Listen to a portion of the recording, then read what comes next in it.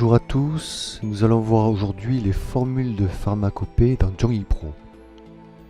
Deux manières d'accéder aux listes de formules de pharmacopée, soit directement par le tableau de bord avec cette icône, soit par le menu Pharmacopée, liste des formules de pharmacopée.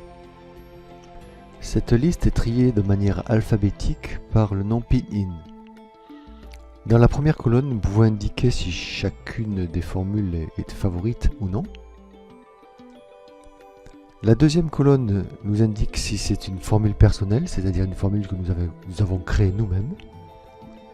La troisième colonne nous indique la nature de la formule. Cette nature est calculée automatiquement en fonction des ingrédients de la formule. Dans ce petit mémo, nous avons les indications de la formule. En survolant le i, nous avons le contenu, c'est-à-dire les ingrédients de la formule. Ensuite, le nom français de la formule. Nous pouvons rechercher une formule par des éléments qui se trouvent dans le nom de celle-ci. Par exemple, si nous cherchons Liu Wei, nous allons tomber sur toutes les formules qui contiennent le mot Liu Wei. Cette colonne nous indique s'il s'agit d'une formule modifiée ou d'une formule originale. Nous voyons donc ici qu'il s'agit de Liu Wei di Huangguan qui est modifiée, et ici de la formule originale de Liu Wei di Huangguan. Double-cliquons sur celle-ci, la fiche de la formule s'ouvre. Dans ce premier volet, nous avons les constituants de la formule, avec les différents pourcentages et grammages pour chaque produit, en grammes ou en pourcentage pour chaque produit, la nature du produit. Un survol sur le i nous fait un petit résumé de chacun des produits, le règne auquel appartient le produit. Ici nous voyons par exemple que le Liu Wei di Huangguan est une formule intégralement végétale, ainsi que la forme d'utilisation du produit. Nous voyons qu'ici tous les éléments sont en poudre. En général, c'est soit décoction, soit poudre.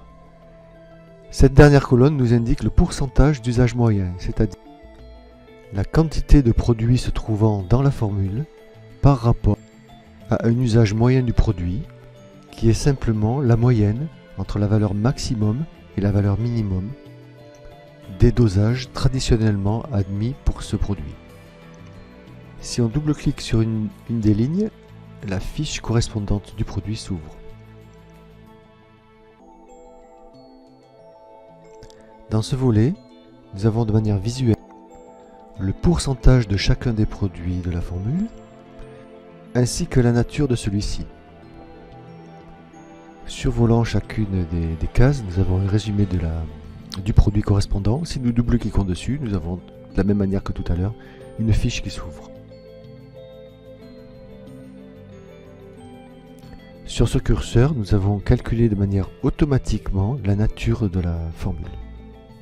Dans l'onglet Divers, différents types d'informations comme les autres noms, en anglais ou en français, de la formule, la préparation, l'origine historique, les syndromes et les indications sur lesquels la formule sera efficace, des exemples de syndromes traités, le type de formule, c'est-à-dire la famille à laquelle la formule appartient, les zones corporelles sur lesquelles la formule a une action, et pourquoi est-ce qu'elle a cette action-là, c'est-à-dire grâce à quel composant, les différentes saveurs des composants de la formule, et les différents tropismes de celle-ci.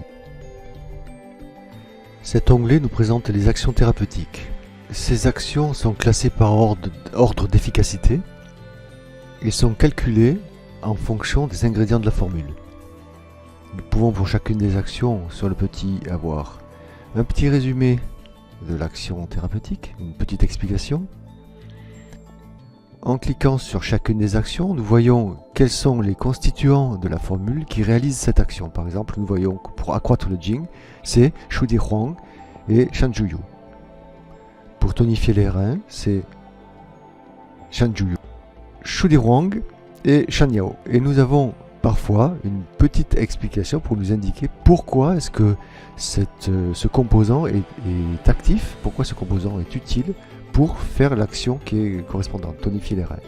Nous voyons par exemple que Shu Di Huang est intéressant pour nourrir le yin et le jing. Si nous double-cliquons sur l'action thérapeutique, nous avons sa fiche qui s'ouvre.